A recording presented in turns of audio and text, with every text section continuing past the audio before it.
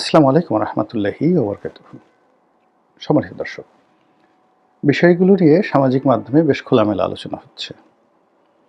আর মূলধারার যে গণমাধ্যম, সেখানে যে সকল আকার ইঙ্গিতে খবর প্রকাশিত হচ্ছে, তাতে করে স্পষ্টতই বোঝা যাচ্ছে মার্কিন যুক্তরাষ্ট্র বর্তমান ডক্টর মোহাম্মদ ইউনূস সরকারের উপরে একটি ইনক্লুসিভ নির্বাচনের জন্য বেশ চাপ প্রয়োগ করছেন। আপনারা যদি গত কয়েক মাসের খবরাখবর দেখেন, তাহলে দেখবেন যে ডক্টর মোহাম্মদ ইউনূসের নিরাপত্তা উপদেষ্টা জনাব খলিলুর রহমান দিল্লি সফর করেছেন, তারপর তিনি কাতার সফর করেছেন এবং আমেরিকা সফর করেছেন একাধিকবার। এর বাইরে মার্কিন যুক্তরাষ্ট্রের বেশ গুরুত্বপূর্ণ বেশ কয়েকজন কূটনীতিবিদ তারা বাংলাদেশ সফর করেছেন এবং সরকারের অতি গুরুত্বপূর্ণ ব্যক্তিদের সঙ্গে ক্লোজ ডোর বৈঠক করেছেন। এর বাইরে আমরা যেটা দেখেছি, ইউরোপীয় ইউনিয়ন, মার্কিন রাষ্ট্রদূত এবং অন্যান্য গুরুত্বপূর্ণ দেশের যারা রাষ্ট্রদূত, তারা চরকির মতো ঘুরে বেড়াচ্ছেন। জামাত, তারেক রহমান সাহেব, তারপর ডক্টর মোহাম্মদ ইউনূস, তাদের সবার সঙ্গে সিরিজ অফ বৈঠক তারা করার পর এরা আবার সদল বলে দিল্লিতে বৈঠক করতে যাচ্ছেন। কার সঙ্গে যাচ্ছেন, কী কারণে যাচ্ছেন, এগুলো নিয়ে নানা রকম বিতর্ক হচ্ছে এবং সবাই বলার চেষ্টা করছেন যে আমেরিকা একটি ইনক্লুসিভ নির্বাচন চাচ্ছে এবং সেখানে যে কোনো মূল্যে হোক আওয়ামী লীগের অংশগ্রহণ করানো বাধ্যতামূলক করার জন্য তারা জোর চেষ্টা চালাচ্ছে। এখন পরিস্থিতি যেভাবে চলছে এই মুহূর্তে, এটা কী করে সম্ভব? এর কারণ হলো নির্বাচনের তফসিল ঘোষণা হয়েছে, আজকের দিন পর্যন্ত প্রতীক বরাদ্দ হয়ে গেছে এবং নির্বাচনের ট্রেন্ড ঠিকমতো চলছে। সেই নির্বাচন কিভাবে হবে না হবে সেটা পরের ব্যাপার। প্রথমত হলো যে সরকারের পক্ষ থেকে সর্বশক্তি দিয়ে নির্বাচন অনুষ্ঠান করানোর চেষ্টা করা হচ্ছে, আর রাজনৈতিক দলগুলো যারা প্রার্থী তারাও যার যার অবস্থান থেকে প্রচার এবং প্রোপাগান্ডা শুরু করেছেন। তো এই অবস্থাতে কিভাবে আওয়ামী লীগের সঙ্গে রিকনসিলিয়েশন সম্ভব, কী করে আওয়ামী লীগকে এই নির্বাচনে অংশগ্রহণ করানো সম্ভব, এগুলো নিয়ে আকার ইঙ্গিতে আলোচনা হচ্ছে।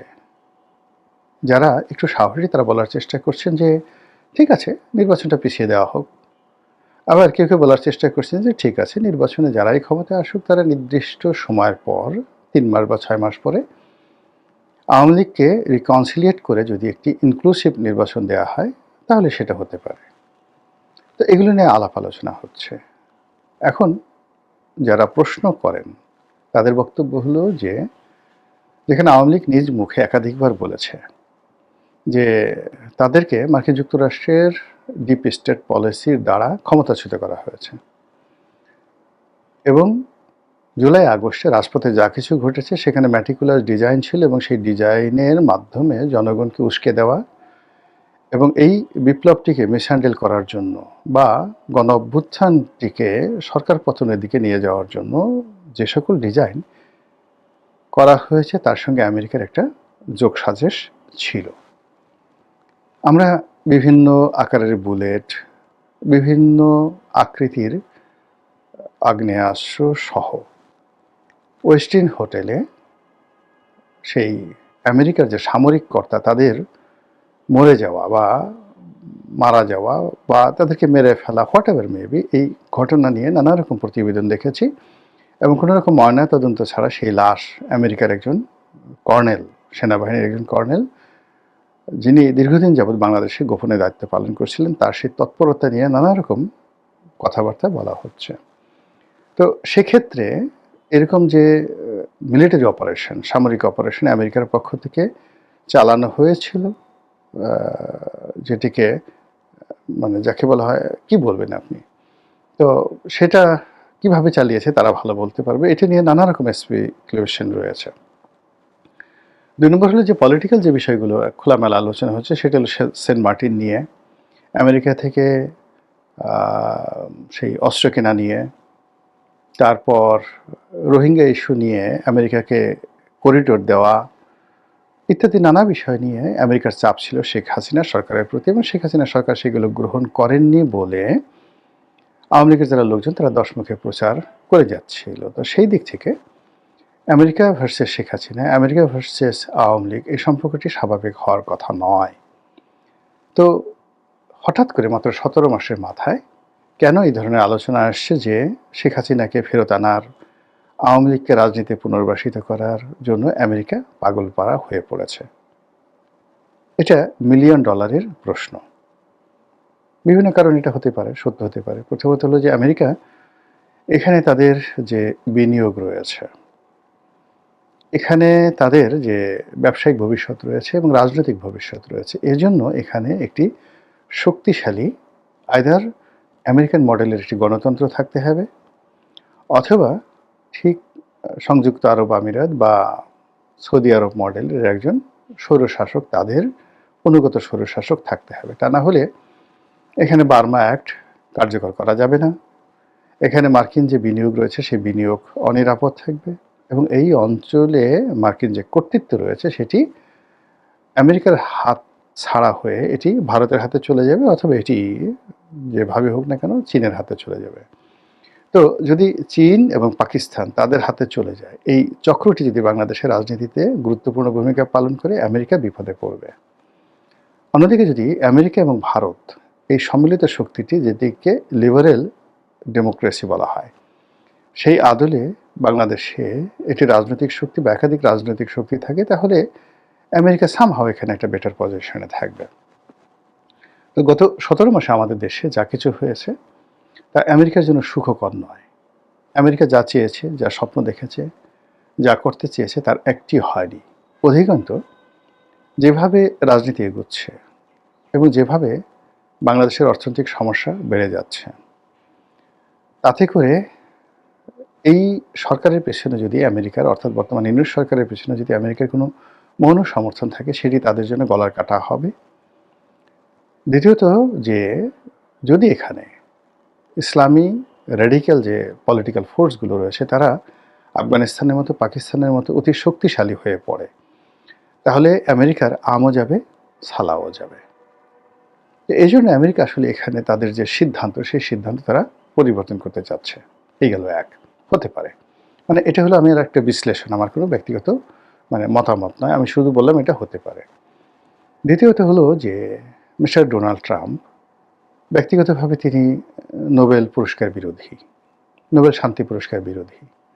ব্যক্তিগতভাবে তিনি ডক্টর মোহাম্মদ ইউনূসকে অপছন্দ করেন, এটা তিনি একেবারে প্রকাশ্যে বলে ফেলেছেন। তো সেই দিক থেকে মার্কিন যে পররাষ্ট্রনীতি, সেই পররাষ্ট্রনীতির ক্ষেত্রে মার্কিন ফেডারেল সরকারের একটা একছত্র আধিপত্য রয়েছে। আমেরিকার ইন্টারনাল ব্যাপারে দেখা গেল যে সেখানে ডোনাল্ড ট্রাম্পের খুব অল্প করণীয় আছে। সেখানের জুডিশিয়ারি এতটা স্ট্রং, সেখানকার যে গভর্নরের অফিসগুলো আরও স্ট্রং, যেখানে কাউন্সিল রয়েছে, সিটি কর্পোরেশন রয়েছে, সেখানে সিটি কর্পোরেশনে অল ইন অল, যেমন নিউ ইয়র্কের মেয়র, শিকাগোর মেয়র, তারা যথেষ্ট শক্তিশালী।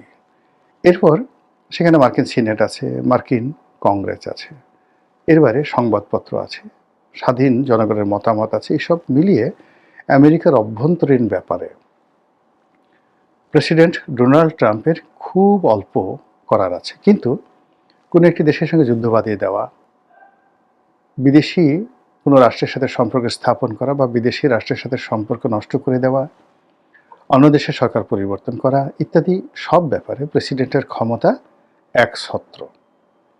এত বেশি ক্ষমতা যে সেখানে মার্কিন যুক্তরাষ্ট্রের যে সকল সার্কিট রয়েছে, সে সকল সার্কিট খুব অল্প ক্ষমতা প্রয়োগ করতে পারে ডোনাল্ড ট্রাম্পের উপর।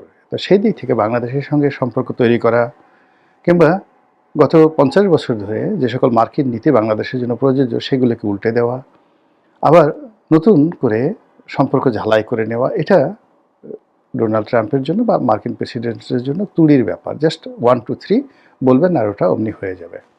তো সেই দিক থেকে শেখ হাসিনার সঙ্গে ডোনাল্ড ট্রাম্পের ব্যক্তিগত সম্পর্ক, তারপরে বিভিন্ন যে মার্কিন লবি রয়েছে, আওয়ামী লীগের মার্কিন লবি রয়েছে, সেই লবিগুলোর সাথে বর্তমান রিপাবলিকান সরকারের সম্পর্ক, এবং এই মুহূর্তে আমেরিকার সঙ্গে দিল্লির যে একটি জটিল সম্পর্ক তৈরি হয়ে গেছে নরেন্দ্র মোদী সরকারের, এটা ভালো না। এই সম্পর্কটি এই মুহূর্তে ভালো নেই।